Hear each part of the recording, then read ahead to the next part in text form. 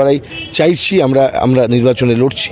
তৃণমূল শাসন মানে পশ্চিমবাংলার সংস্কৃতি অবনমন, তৃণমূল শাসন মানে ধর্মনিরপেক্ষ বাংলায় দাঙ্গার সংস্কৃতি আনা। এই শহর আক্রান্ত হয়েছে বারবার, এই শহর আক্রান্ত হয়েছে এবং আপনি জানেন আদালতে এই মামলা সওয়াল করার সময় আমি দেখিয়েছিলাম যে আমার নির্দিষ্ট সওয়াল ছিল যে পুলিশের অনুমতি নেওয়া মিছিল যখন জিটি রোডে ঢুকছে সেই ওপরে যদি ইট পাটকেল ছোড়া হয় পুলিশের ইন্টেলিজেন্স ফেলিয়ার হয়েছে নাকি গভর্নমেন্ট চুপ করে থাকতে বলেছিল ইট পাটকেল ছোড়া অবধি অপেক্ষা করো। হাওড়ার পুলিশকে তো ব্যবহার করা হয়েছিল সেদিনকে।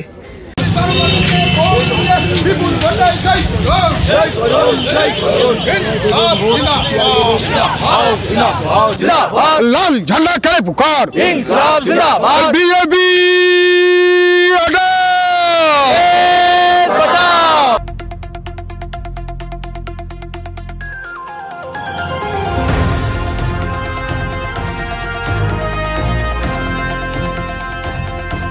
पुकार, इंकलाब जिंदाबाद। আসন্ন লোকসভা নির্বাচনে কংগ্রেস সব্যসাচী চ্যাটার্জিকে কাস্টাদুরি তারকা চিহ্নে ভোট দিন। ইনকলাব জিন্দাবাদ, जिंदाबाद जिंदाबाद, লাল ঝান্ডা করে পুকার, इंकलाब जिंदाबाद, बीजेपी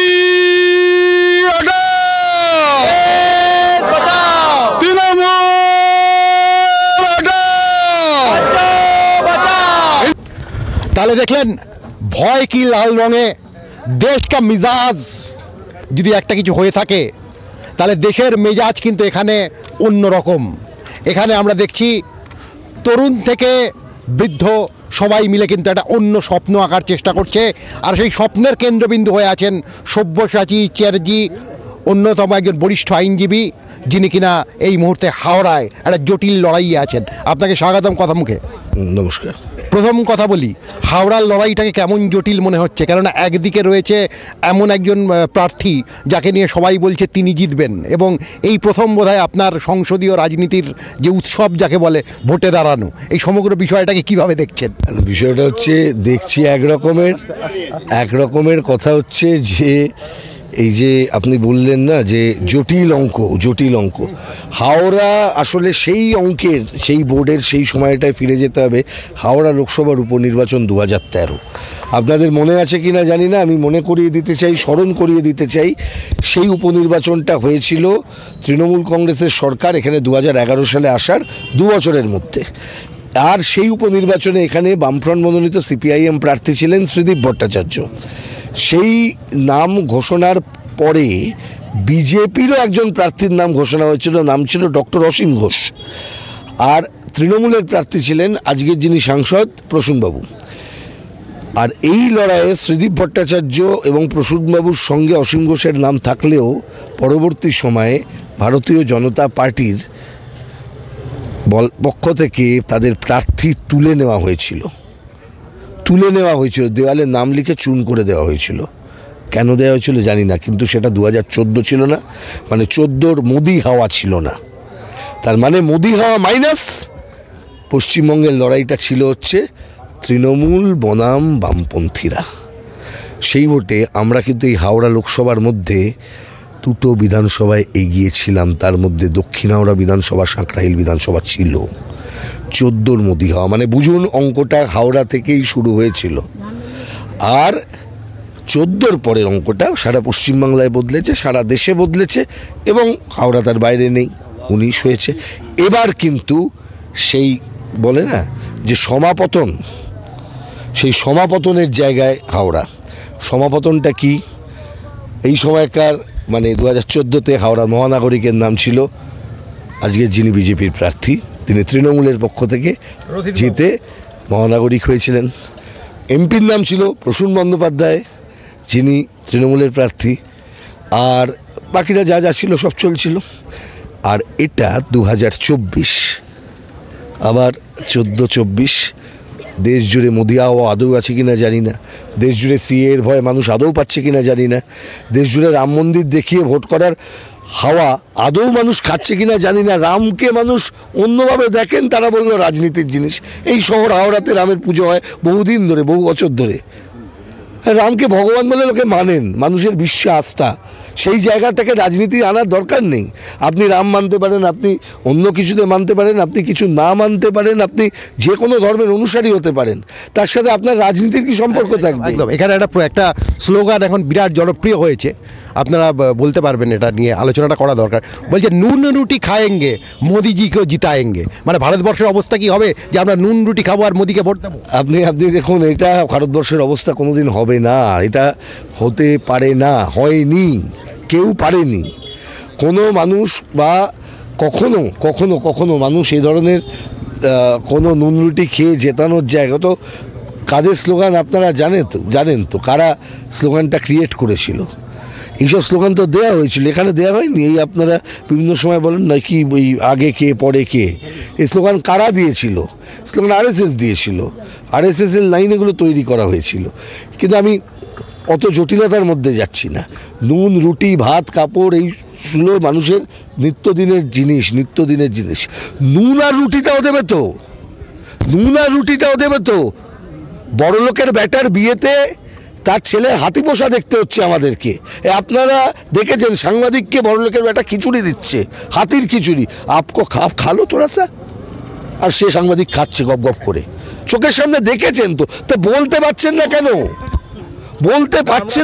মিডিয়ার বিরুদ্ধে সবসময় কথা বলি আমরা। বলছি, আমি আপনাকে বলছি না, আমি বলছি ভারতবর্ষের এই যারা দেখাচ্ছেন না, যারা নুন রুটি খায়েঙ্গে মোদি কো জিতায়েঙ্গে যারা বলছেন, তাদের বলছি, দেখাচ্ছেন না কেন? মোদি কো জিতায়েঙ্গে মানে ও যা করবো লাথি মারুক, বড় লোকের ছেলে হাতি পুষেছে, দেশের হাতি ঘোড়া সব নিয়ে চিড়িয়াখানা বানাবে, ওর বিয়ে হচ্ছে, ওর বিয়েতে সাংবাদিক গেছে তো হাতির খিচুড়ি দিয়ে দিচ্ছে, সে সাংবাদিকও খাচ্ছে, দেখেছেন তো। এগুলো বলতে হবে না। তারপরে যে কী বলছে, মানে ওই যা বলছে তাই করছে, এই রকমভাবে আজকে মিডিয়া চলছে। গোটা মিডিয়াটা আজকে এইভাবে গোটা দেশে চলছে। তারা একটা প্রজেকশন করছেন, সেই প্রজেকশানে দেখানো হচ্ছে ওয়ান বনাম ওয়ান, এটা একদম কেটে দিচ্ছে, এদিকে একটা মুখ এদিকে একটা মুখ। আমরা ওটাই বিশ্বাস করি না। আমাদের কোনো বাইনারি নয়, আমরা বিশ্বাস করি মেহনতে।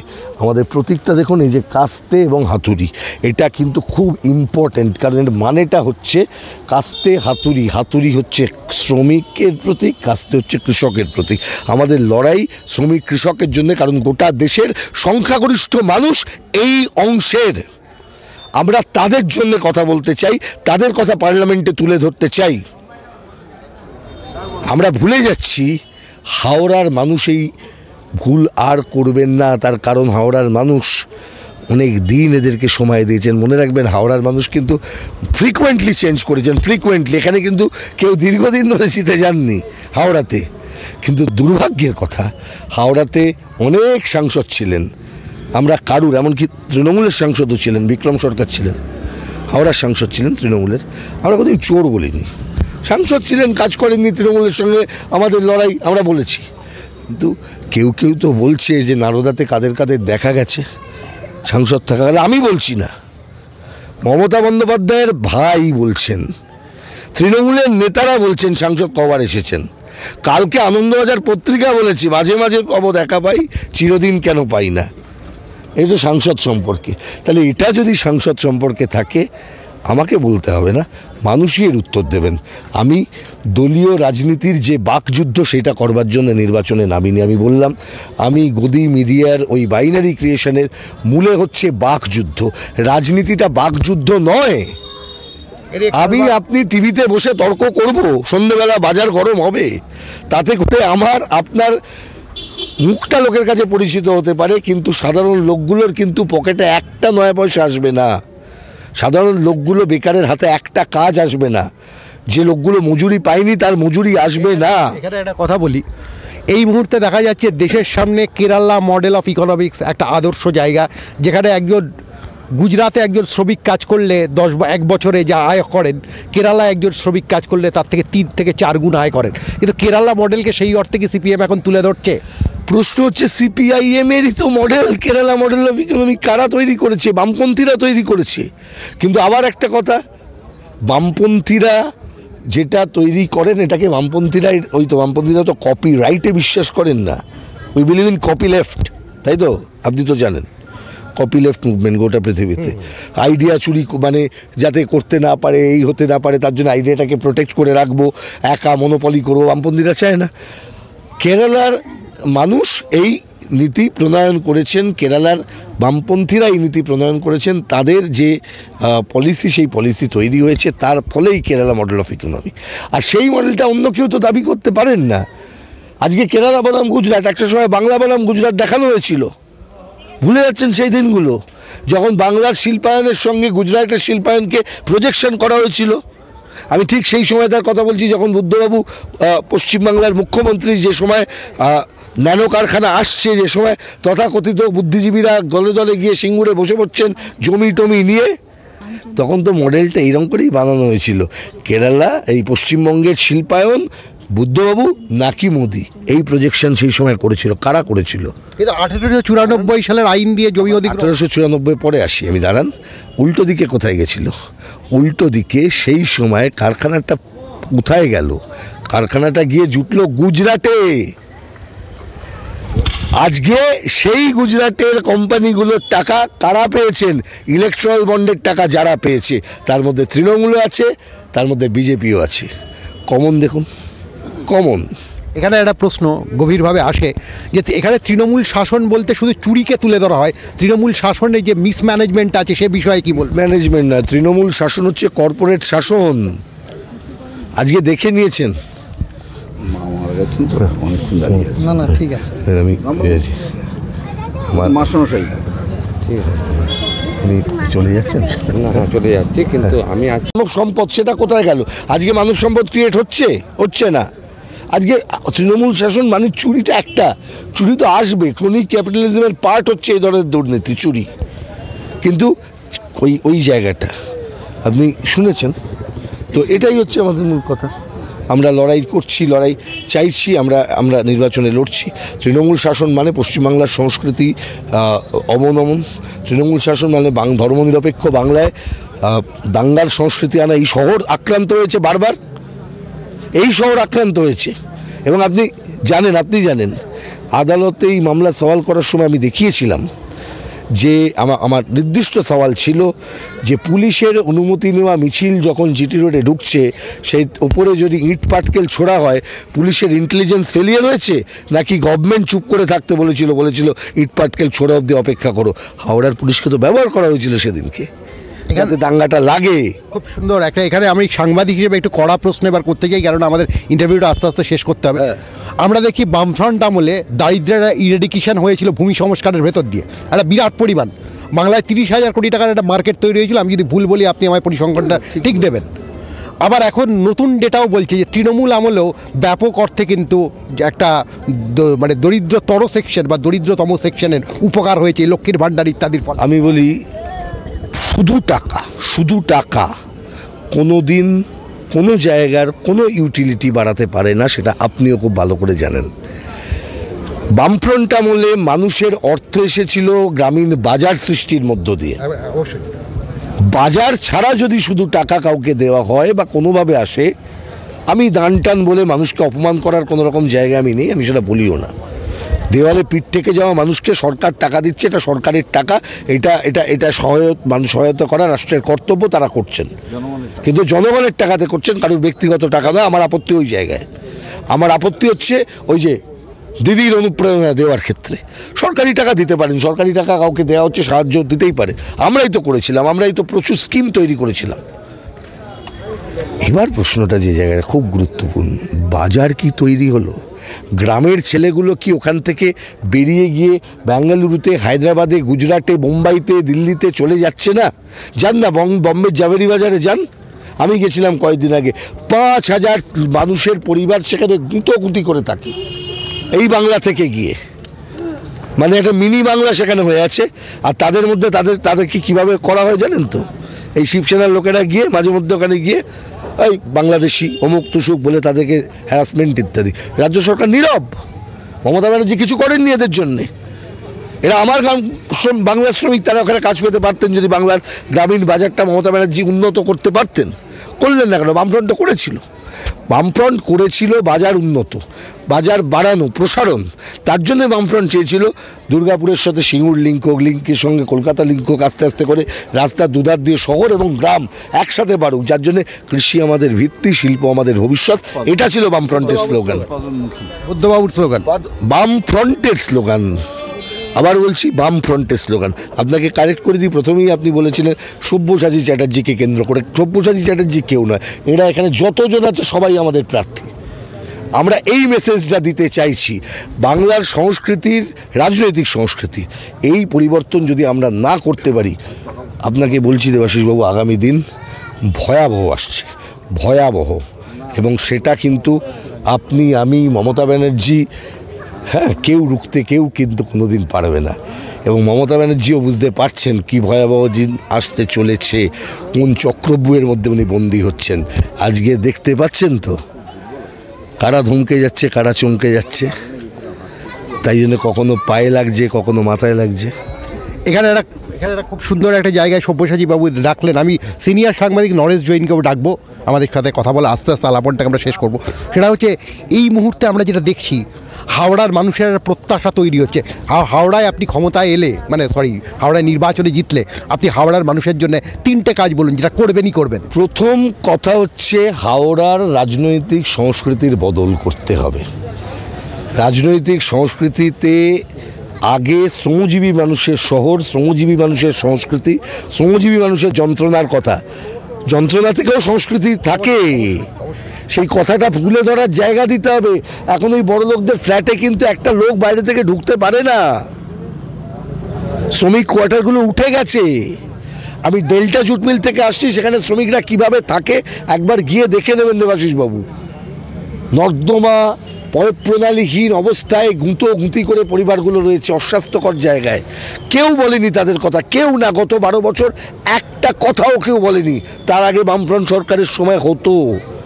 ট্রেড ইউনিয়ন আন্দোলনটা ছিল বলে, ওই যেটাকে আপনারা মাঝে মধ্যে কোট আনকোট বলেন মিলিট্যান্ট ট্রেড ইউনিয়নিজম, ঠিক আছে, আমাদের সংবাদপত্র, আমাদের বলে না, এডিটোরিয়াল ভিউ বলে না, কিন্তু বাকিরা বলে মিলিট্যান্ট ট্রেড ইউনিয়নিজমের জন্য ওয়েস্ট বেঙ্গল শেষ হয়ে গেছে।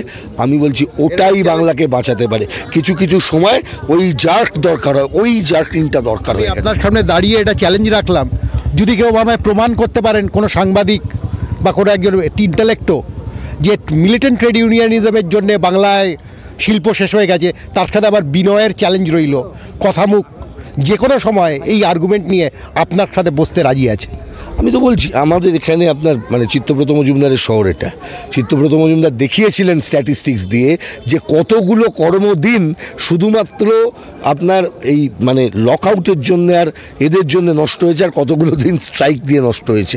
এই যে আনন্দবাজারতে একটা বাইনারি করে দিত না, তখন কর্মদিবস নষ্ট হয়ে যাচ্ছে, কর্মদিবস নষ্ট হয়ে, আর তার জন্য এখন দেখে সবাই বন্ধের দিন ভাবে কর্মদিবস নষ্ট হয়ে যাচ্ছে। আর এদিকে স্কুল বন্ধ, কলেজ বন্ধ, তখন কিছু, আর দিদিমণি রোজ ছুটি দিয়ে দেন, যেখানে পাচ্ছেন ঘেটু পুজোতেও ছুটি পারলে। আর দ্বিতীয় কি কাজটা করবেন যেটা আপনার প্রায়োরিটি লিস্টে? আমার বলুন, আমার লিস্ট নেই, আমার লিস্ট বলে কোনো লিস্ট নেই। আমার লিস্ট দিয়েছে আমার পার্টি, যে লিস্ট খুব পরিষ্কার কথা। এই মুহূর্তে দাঁড়িয়ে দেশ বাঁচাতে হবে, এটা দেশ বাঁচানোর ভোট। একটা এমপির কাজ হচ্ছে দেশের নীতি প্রণয়ন করা, দেশ বাঁচানোর ভোট, দেশের নীতি বদলানোর লড়াই। আর বামপন্থীরা যখন বাড়ে, এটা একদম শুরু থেকে লেফট শব্দটাকে, এটা তো পার্লামেন্টারি টার্ম, লেফট শব্দটা এলো কোথা থেকে? ফরাসি পার্লামেন্ট। কারা কারা কোথায় বসতো সেই জায়গা থেকে এলো তো। তাহলে লেফট পার্লামেন্টে গেলে যাদের কথা বাড়ে তাদের কথা পৌঁছানোর জন্য বামপন্থী প্রার্থীদের জেতাতে হবে। শুধুমাত্র ক্ষমতা দখল করে তো কিছু হয় না। ক্ষমতা দখল করে তো মমতা ব্যানার্জিও রেলমন্ত্রী ছিলেন, এখন দেখুন রেলের হাল কি। ফলে ক্ষমতা দখল করে কিছু নয়, নীতি বদলানোর লড়াই। মুখ বদলে কিছু হবে না, নইলে মোদি গিয়ে আবার একটা কেউ আসবে, সে গিয়ে আর একটা কেউ আসবে, মমতা ব্যানার্জি গিয়ে আরও একটা কেউ আসবে। নীতি বদল করতে হবে, কঠিন লড়াই। এটা কেউ সহজ লড়াই ভাববেন না, এটা কোনো ওই পিকের মেডিসিতে হয়ে যাবে না। এটা করতে হবে, এই মাঠে নেবে। এই লোকগুলোকে দেখান এই লোকগুলোর কি অবস্থা হয়েছিল 11 সালে ক্ষমতা আসার পর, মেরেছিল, দাঁতের দিকে তাকান। এই লোকগুলো কি যন্ত্রণা ভোগ করেছে, কেন খেটেছি? শুধু বামপন্থী রাজনীতি করবার জন্যে, এই অপরাধে। আজকে সেই লোকগুলোকে নিয়ে বিজেপি মনে করেছে যে পশ্চিমবাংলায় বামপন্থীদের সরিয়ে দেবে। নরেশদা, আপনার কোনো প্রশ্ন আছে? হ্যাঁ, একটা প্রশ্ন আছে, আমার মনে হয় এটা সবারই প্রশ্ন হলেও হতে পারে। সেটা হচ্ছে 2024-এর ইলেকশন।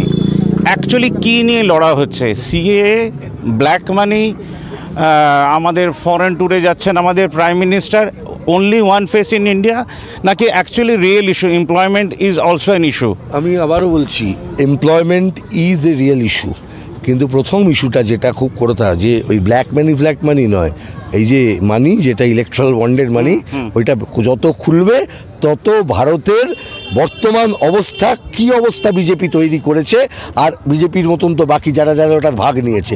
আমি গর্বিত সিপিআইএম 1 নয়া টাকা ওটার নেয়নি, সিপিআইএম মামলা করে ওটা বন্ধ করিয়েছে। ইলেকট্রাল বন্ড যে যে দল নিয়েছে, বিজেপি, তৃণমূল, যারা আজকে হিসেব দিচ্ছে না, কিছু দল দিয়েছে হিসেব, আর যারা হিসেবটা দিচ্ছে না, আর যারা দামগুলো প্রকাশ করছে না, এরা প্রত্যেকে আসলে দেশের শাসক শ্রেণীর প্রতিনিধিত্ব করে এবং পুঁজিপতিদের প্রতিনিধিত্ব করে। আজকে এটা প্রমাণিত। এখন লড়াইটাকে বামপন্থা বনাম দক্ষিণপন্থার লড়াই, ক্রমাগত এই লড়াইটা সেই দিক রূপ নিচ্ছে। সুতরাং এই লড়াইয়ের দিকেই আমাদের এগোতে হবে, সেই লড়াইয়ের পথেই আমাদের চলতে হবে। আজকের শেষ প্রশ্ন, আপনারাও সঙ্গে থাকবেন, একটু দিদিভাই আসুন সামনে। আমরা দেখেছি জন রিডের দুনিয়া কাঁপানো 10 দিনেও যখন একটা মুভমেন্ট বা একটা রাজনৈতিক প্রচার চলে, সেই সময় কিছু ম্যাজিক মোমেন্ট তৈরি হয়, মানুষের নানা অভিঘাত তৈরি হয়।